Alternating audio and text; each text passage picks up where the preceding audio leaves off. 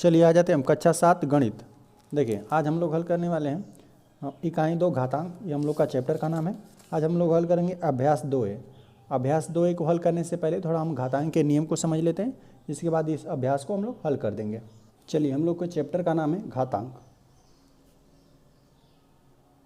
ठीक है। तो चलिए ये घातांक का पहला नियम लिखते हैं। इस तरह 6-7 नियम है, ठीक है। इन सबको हम लोग समझ लेते हैं, है ना। फिर हम लोग अभ्यास के प्रश्नों को हल करेंगे। देखिए जैसे दे देगा या जैसे देखिए ए की पावर m गुणते हम लिख दिए ए की पावर n, है ना। देखिए यहाँ पे जो नीचे रहेगा उसको आधार कहते हैं, है ना। जो नीचे रहता है उसको आधार कहते हैं और जो ऊपर रहता है उसको घात कहते हैं, है ना। और इसको अंग्रेजी में कहेंगे बेस, है ना। और इसको बोलेंगे पावर, ठीक है। इसको आधार नीचे वाले को, और जो उसके ऊपर रहेगा घात। यहाँ पे आधार ए है और घात कितना है n है, ठीक है। अब देखिए आधार समान रहेगा, है ना, आपस में गुणा का चिन्ह रहेगा तो घातों को क्या कर देंगे, जोड़ देंगे, ठीक है। आधार समान रहेगा और गुणा में रहेगा तब, ऐसा नहीं रहेगा कि जोड़ में रहेगा तभी भी जोड़ देंगे, नहीं। यहाँ पर अगर बीच में गुणा का चिन्ह है, आधार समान है, तो घात में जो भी संख्या रहेगी उसको हम लोग जोड़ देंगे, ठीक है। तो चलिए यहाँ पर लिख देते हैं ए के पावर m प्लस n, इस तरह से जोड़ देंगे। जैसे देखिए एग्जाम्पल के लिए, जैसे देखिए 2 के घाते हम 3 लिख दें, गुणते 2 के ही घाते 5 लिख दें, देख रहे हैं ना। आधार समान है दोनों का और घात समान भी रहेगा तो कोई दिक्कत नहीं है, ठीक है। और देखिए गुणा का चिन्ह है, बस यहाँ देखेंगे कि आधार समान होना चाहिए और गुणा का चिन्ह होना चाहिए, तो घातों को जोड़ देंगे, ठीक है। तो यहाँ पर हो जाएगा 2 के घाते, घातों को जोड़िए, 3 में 5 जोड़ देंगे तो 5 3 8 होता है, तो 2 के घाते 8 हो जाएगा, ठीक है। इस तरह इस पहले नियम को याद रखेंगे। चलिए आ जाते हैं दूसरा पे। दूसरा देखिए ए के घाते m हो गया और भागे ए के घाते n हो गया, ठीक है। अब देखिए आधार समान है और घात अलग अलग है, लेकिन भागा में है दोनों ना।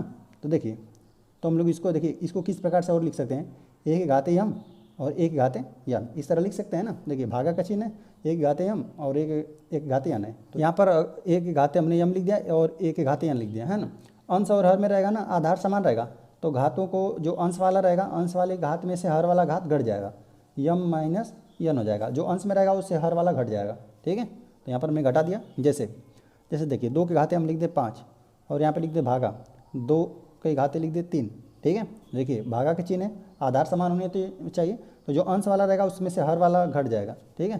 तो 2 के घाते 5 माइनस 3 हो जाएगा और 5 में से 3 घटेगा, 2 के घाते 2 लग जाएगा, ठीक है। इस तरह से ये हो गया, ये हम लोग का दूसरा नियम था। चलिए आ जाते हैं हम लोग तीसरे वाले पे। तीसरा देखिए पावर के पावर होता है ना, ए के घाते m है, अब उसके भी पावर n आ गया, ठीक है। पावर पे पावर आ गया। चलिए और देखिए ए के इन दोनों का ना जो पावर रहता है उन दोनों का आपस में गुणा हो जाता है, तो चलिए तो m गुणते n हो जाएगा, इस तरह m n हो जाएगा। जैसे में देख लीजिए ए के जैसे मान लेते हैं संख्या कोई है, 2 के घाते 3 है, ठीक है, और 2 के इसी के घाते 5 आ गया, है ना। घात है 2 के घाते 3 संख्या है और इस संख्या पर पूरे संख्या पर 5 घात आ गया, तो इन दोनों का आपस में गुणा हो जाएगा, तो 2 हो जाएगा और गुणते 3 गुणते 5 तो हो जाएगा 2 के घाते 5 15 हो जाएगा, ठीक है। इसको इस प्रकार समझ लेंगे। चलिए आ जाते हैं हम चौथे वाले पे। देखिए अगर कोई संख्या है ए के घाते m है और गुणते b के घाते m है ना, दो अलग अलग संख्या है, देखिए आधार अलग अलग है लेकिन घात दोनों का सेम है, घात देख रहे हैं दोनों का सेम है ना, तो इन दोनों संख्याओं का आपस में गुणा हो जाएगा। ए बी जो संख्या है इन दोनों संख्याओं का आपस में गुणा हो गया और जो घात रहता है वो आराम से लग जाता है, ठीक है। जो यम घात है वो लग जाएगा। जैसे हम लिख दे 2 के घाते 5 लिख दिए, यहाँ पर लिख दिए 5 के घाते 5, ठीक है। घात देखिए घात इसमें सेम होना चाहिए, घात सेम होना चाहिए, आधार अलग अलग है, ठीक है। तो क्या कर देंगे, घात ये इन दोनों का गुणा लिख देंगे और घात लगा देंगे, दोनों पर सेम घात रहेगा, इन दोनों का गुणा कर दीजिए, आधार जो भी है आधार का गुणा और घात लगा देंगे, घात है 5। चलिए इसमें इसका नहीं गुणा कर देंगे, है ना। देखिए जो घात था यहाँ पर घात लग गया, ठीक है, और इन दोनों का आपस में गुणा होगा, जो आधार अलग अलग हैं तो इन दोनों गुणा हो गया, तो देखिए 5 दूना कितना हो जाएगा, 10 हो जाएगा, 5 दूना 10, 10 पे घाते कितना 5 हो जाएगा, ये इस तरह से हो जाएगा। चलिए आ जाते हैं हम लोग 5 वाले पे। 5वां नंबर पे समझ लेते हैं। देखिए अगर कोई 2 संख्याएँ हैं, है ना, ए के घाते m है और भागा b के भी घाते m है, ठीक है। देखिए दोनों पर अंश, और जैसे इसको इस प्रकार लिख दें, यहाँ पर a है, a के पावर m है और भागे b के पावर m है, तो देख रहे हैं ना कि यहाँ पर देखिए घात सेम है, जिस तरह से यहाँ पर हुआ था ना, जैसे देखिए यहाँ पर घात सेम था तो दोनों संख्याओं का गुणा हो गया और आपस में देखिए बीच में गुणा था ना, तो गुणा आपस में संख्याओं को हो गया, घात था वो लग गया। उसी प्रकार भागा में होगा, भागा में देख रहे हैं कि घात सेम है, घात सेम है ना, तो ये भागा है तो इन दोनों संख्याओं में भाग हो जाएगा और जो घात है सेम वो लग जाएगी, a के बटा b हो जाएगा और सबके पावर यम लग जाएगा। जैसे हम लिख दें 5 घाते 2 लिख दिए, ठीक है, और भागा लिख दें चलिए 7 लिख देते हैं, भागा 7 और 7 घाते हम लोग को घात समान रखना है तो यहाँ पे 2 रख देते हैं, ठीक है। देख रहे हैं भागा का चिन्ह है और 2 अलग अलग संख्याएं हैं लेकिन घात दोनों का क्या है, सेम है, तो हम लोग क्या कर देंगे, लिख देंगे 5 बटा, ये अंश में आ जाएगा, ये हर में 5 बटा 7 और देखिए इन दोनों का घात सेम है तो यहाँ पर लग जाएगा 2, ये इस प्रकार से हो जाएगा। चलिए आ जाते हैं हम लोग छठा वाले पे। देखिए अगर कोई भी संख्या है ना, परिमेय संख्या है और देखिए चर अचर, जैसे मान लेते हैं अगर एक्स वाई भी रहता ना, एक्स वाई जेड ऐसे कोई भी रहता, अगर एक्स वाई जेड इस तरह से भी कोई रहता ना, मतलब अक्षर संख्या मतलब चर भी रहता तभी भी हो जाता, कोई दिक्कत नहीं है। इसीलिए यहाँ पर देखिए चर के ही हिसाब से समझाया जा रहा है आपको, है ना। बाकी यहाँ पर ए जैसे इसका कोई वैल्यू रहेगा तो उस वैल्यू रहेगा तभी भी रखा जाएगा, बाकी इस तरह से प्रश्न आएगा तभी भी हल हो जाएगा, ठीक है। देखिए तो ए के पावर अगर 0 आ गया, मतलब कोई संख्या है ना, उसके पावर 0 आ गया तो उसका वैल्यू 1 आ जाएगा, ठीक है। इसके लिए जैसे 7 के पावर 0 आ गया है ना, तो इसका वैल्यू 1 है ना, और जैसे कि 8 के पावर 1 आ गया, 8 के पावर 0 तो इसका वैल्यू कितना हो जाएगा, 1 हो जाएगा। कोई भी संख्या रहेगा उसके पावर अगर 0 आ गया ना तो उसका वैल्यू 1 हो जाएगा, है ना, 0 के पावर 0 नहीं रहेगा, ठीक है, ऐसा नहीं होना चाहिए। चलिए आ जाते हैं 7वां पे। अब देखिए अगर ऋण 1 के पावर ना सम संख्या है, सम संख्या, तो तब देखिए सम संख्या रहेगा तो आपको हमेशा 1 आएगा। जैसे देखिए ऋण 1 के घाते अगर 2 लिख देना, ऋण 1 का घाते 2, और घाते 2 का मतलब क्या होता है, जैसे कोई संख्या इस पर जितना घात रहता है मतलब उसका उतनी बार गुणा किया गया है ना, तो यहाँ पर होता है ऋण 1 के घाते कितना, ऋण 1 गुणते ऋण 1, है ना, मतलब ऋण 1 का 2 बार गुणा, जितना बार घात रहता है उसका उतनी बार गुणा रहता है, ठीक है। तो ऋण का ऋण में जब आप गुणा करते हैं तो धनात्मक आता है और 1 में 1 का गुणा करेंगे तो 1 ही आ जाएगा, तो धन 1 आपको प्राप्त होगा। इसी तरह अभी 4 रहेगा तो 4 बार आप गुणा करेंगे तो जोड़ा जोड़ा मिलेगा ना, 2 2 4 होगा तो 2 2 मिलकर आपस में 1 हो जाएगा, 1 का 1 में गुणा कर देंगे तो 1 आ जाएगा, ठीक है। इस तरह सम संख्या रहेगा तो हमेशा आपको 1 प्राप्त होगा, ठीक है। अब देखिए 8वां समझ लेते हैं। अगर ऋण 1 के घाते विषम संख्या है, विषम संख्या, तो तब आपको इसको मिलेगा ऋण 1। क्यों मिलेगा, देखिए ऋण 1 पर घाते हमने 3 लिख दिया, ये 3 क्या है, विषम संख्या है, तो मतलब ऋण 1 का कितना बार गुणा, 3 बार। चलिए ऋण 1 का 3 बार गुणा करते हैं। देखिए ऋण 1 गुणते ऋण 1, इस तरह 3 बार हमने गुणा कर दिया, तो इन दोनों का जब हम गुणा कर देंगे तो 1 आ जाएगा और 1 का इसमें गुणा कर देंगे तो ऋण 1 आ जाएगा। बाकी यहाँ समझ सकते हैं ऋण ऋण मिलकर यहाँ पर धन हो जाएगा, धन 1 आ जाएगा यहाँ पे गुणते, यहाँ पे ऋण 1 तो है ना, और देखिए प्लस और माइनस गुणा होगा तो माइनस ही होगा, 1 में 1 का गुणा कर देंगे तो 1 आ जाएगा, देख रहे हैं ना, ऋणात्मक आ गया। तो इस तरह ये कुल 8 नियम थे, इन नियमों को हम लोग याद रखेंगे, है ना, तभी हम लोग प्रश्नों को हल कर सकते हैं।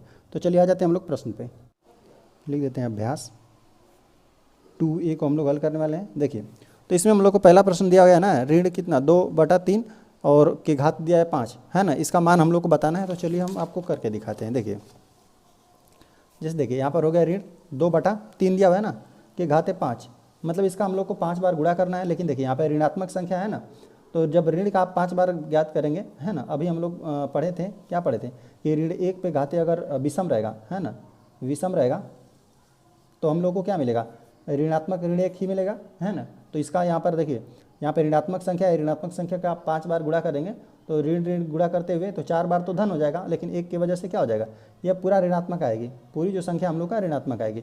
और देखिए जितना घात रहता है इसका 2/3 का हम कितना बार गुणा करेंगे, 5 बार। तो देखिए 2/3 है ना, 2/3 गुणते 2/3 गुणते 2/3, है ना, इस तरह 5 बार करेंगे।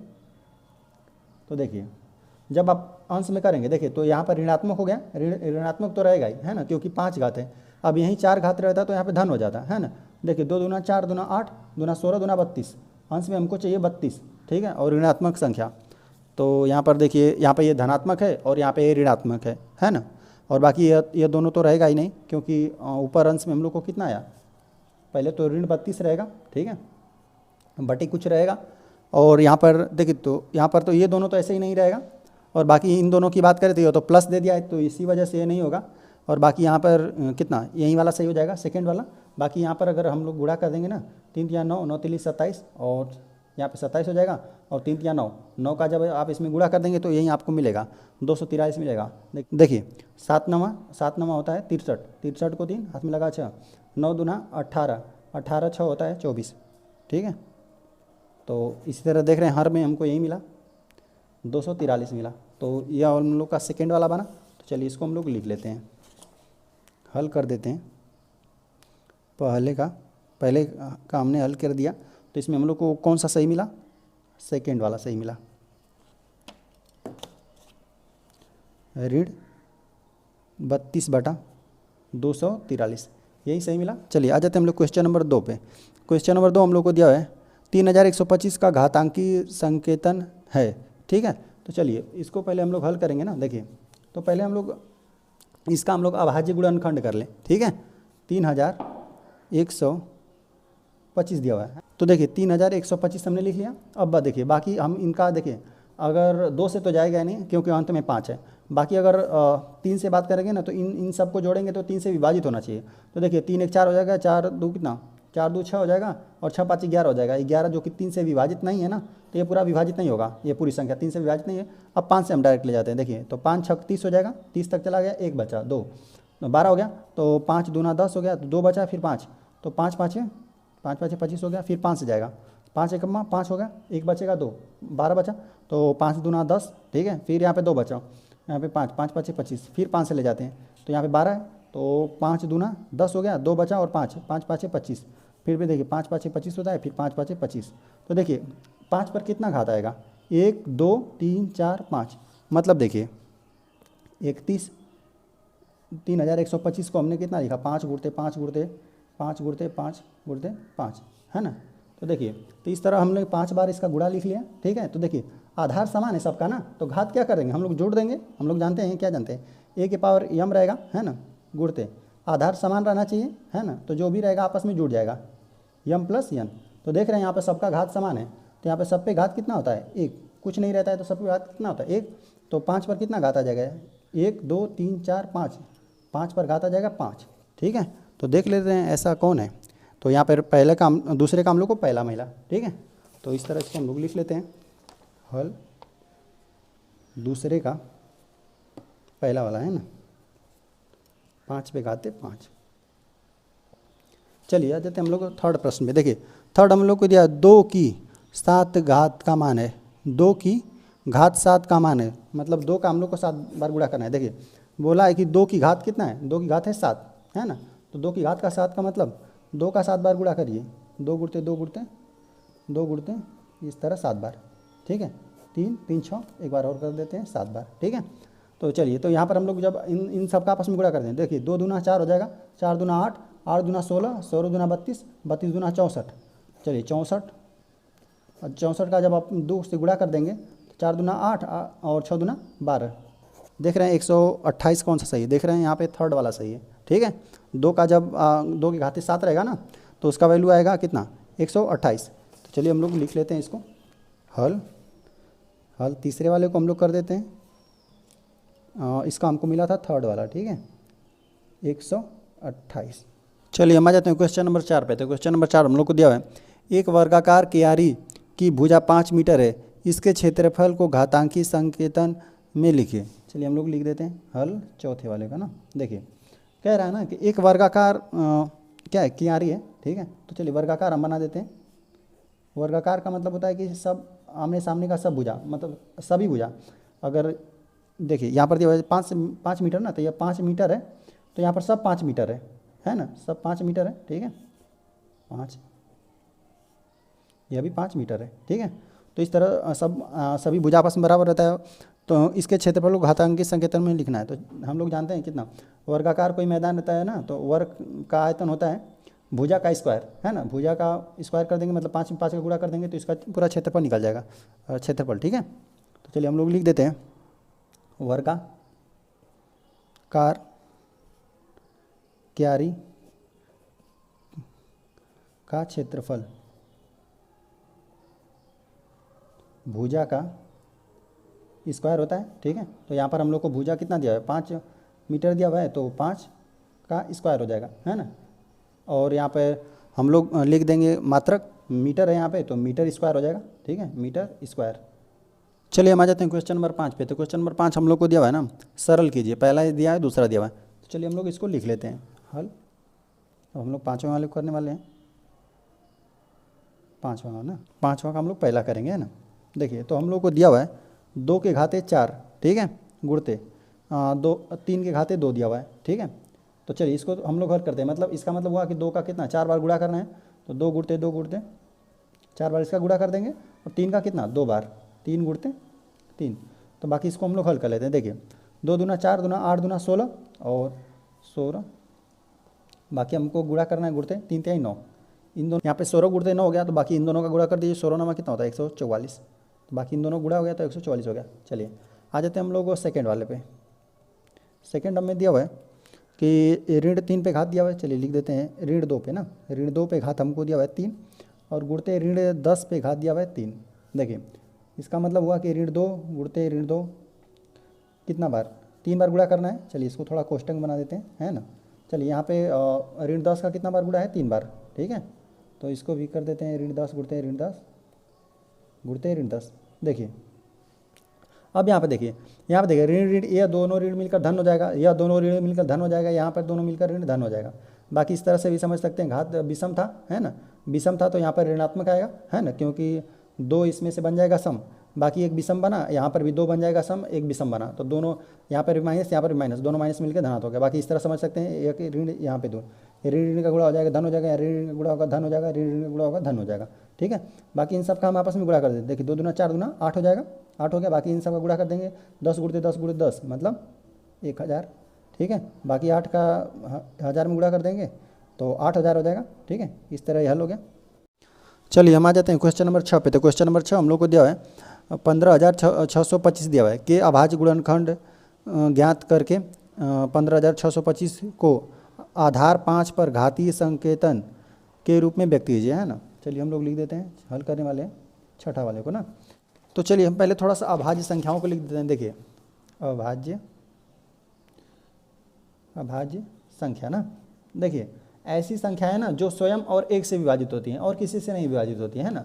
एक को छोड़कर बात करते हैं, है ना, एक नहीं 2 से सीधा स्टार्ट होता है, 2 मतलब स्वयं और एक, ठीक है, इसको एक ही विभाजित कर सकता है और स्वयं है संख्या, और फिर 3 पर, फिर 4 रहेगा तो 4 क्या 2 विभाजित कर देगा, इसलिए वो नहीं बनता है, ठीक है। फिर 5 बनता है, फिर 5 6 भी नहीं बनेगा क्योंकि 2 उसको विभाजित कर देगा, 3 विभाजित कर देगा।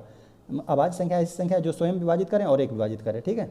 चलिए तो 5 हो गया, फिर 6 हो गया, 6 को नहीं लेंगे 7 लेंगे, 8 9 नहीं लेंगे, 8 भी नहीं, 9 भी नहीं, 10 भी नहीं, 11, फिर 12 13 13 को लेते हैं, फिर ठीक है 14 15 16 17 को लेते हैं, ठीक है।